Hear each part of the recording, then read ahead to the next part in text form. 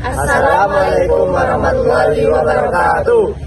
Kami dari kelompok 4 akan mempresentasikan hasil diskusi kami tentang kasus yaitu bentrokan fisik antara Persija Jakarta dengan Persib Bandung yang mengakibatkan 37 orang terluka. Sebelumnya di sini kami akan memperkenalkan diri kami masing-masing. Perkenalkan, nama saya Fadil Muhammad Akbar dengan NIM akhir 1078 dari Fakultas Pertanian. Perkenalkan, nama saya Naili Mariatul Kiti dengan NIM akhir 1063 dari Fakultas Teknologi Pertanian. Perkenalkan, saya Etienne Nuwarta dengan NIM akhir 1005 dari Fakultas Teknologi Pertanian.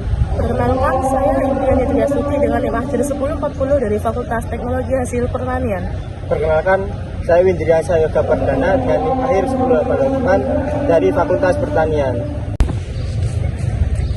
Dilansir dari daerah sindonews.com, kericuhan terjadi antara Persija Jakarta dengan Persib Bandung pada hari Minggu tanggal 16 Februari 2025 di Stadion Patriot Candrabaga, Kota Bekasi, Jawa Barat. Pertandingan ini berakhir dengan skor imbang 2-2, namun terjadi kericuhan setelah peluit terakhir dibunyikan. Kericuhan ini bermula dari dalam stadion lalu meluas ke area luar. Supporter Jakarta atau Persija yang biasa disebut dengan The Jakmania diduga menjadi korban pengeroyokan oleh supporter lain karena diduga The Jakmania adalah supporter dari lawan yaitu Persib Bandung atau yang biasa disebut dengan Bobotoh. Kericuhan ini menyebabkan 37 orang terluka, 22 orang yang diduga sebagai Bobotoh dan 15 orang The Jakmania mengalami luka yang cukup parah. Tidak hanya korban luka, tetapi juga kerusakan pada fasilitas stadion seperti pagar tribun yang roboh, 50 kursi penonton yang rusak, dan railing yang juga mengalami kerusakan. Namun, pihak stadion mengatakan bahwa pihak Persija akan bertanggung jawab atas kerusakan tersebut. Polisi mengamankan 37 orang tersebut untuk diidentifikasi siapa pelaku kekerasan. Tidak hanya korban yang terluka, tetapi korban-korban tersebut juga mengalami kehilangan barang, seperti ponsel dan tas akibat kericuhan tersebut. Insiden ini menyoroti bagaimana pentingnya pengelolaan sistem pada pertandingan sepak bola agar tidak terjadi kesalahpahaman yang memicu kekerasan. Kerusuhan antara supporter Persija dan Persib dapat dikategorikan sebagai tantangan bagi integrasi bangsa. Integrasi bangsa sendiri adalah proses mempersatukan berbagai elemen untuk mencapai keselarasan bagi bangsa dan negara.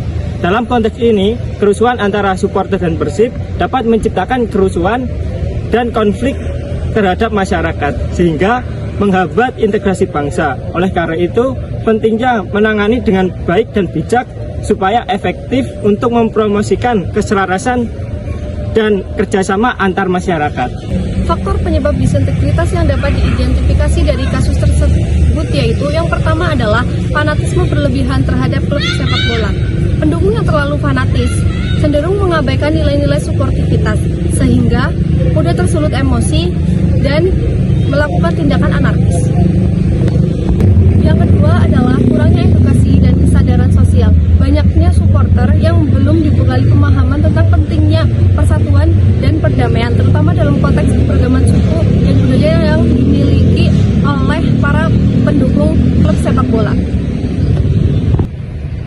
Yang terakhir adalah minimnya penegakan hukum terhadap pelaku kerusuhan. Pelaku kerusuhan yang tidak ditindak tegas dapat menyebabkan kasus serupa dapat terjadi di masa mendatang. Pencegahan yang dilakukan untuk mengurangi tawuran antar klub sepak bola yang pertama yaitu dengan kolaborasi. Nah, dengan kolaborasi antar klub sepak bola dapat mengurangi pencegahan dari kericuhan antar klub sepak bola. Yang kedua, yakni dengan peningkatan keamanan di stadion. Dengan peningkatan keamanan di stadion dan peningkatan aturan yang ketat dapat mengurangi supporter yang anarkis.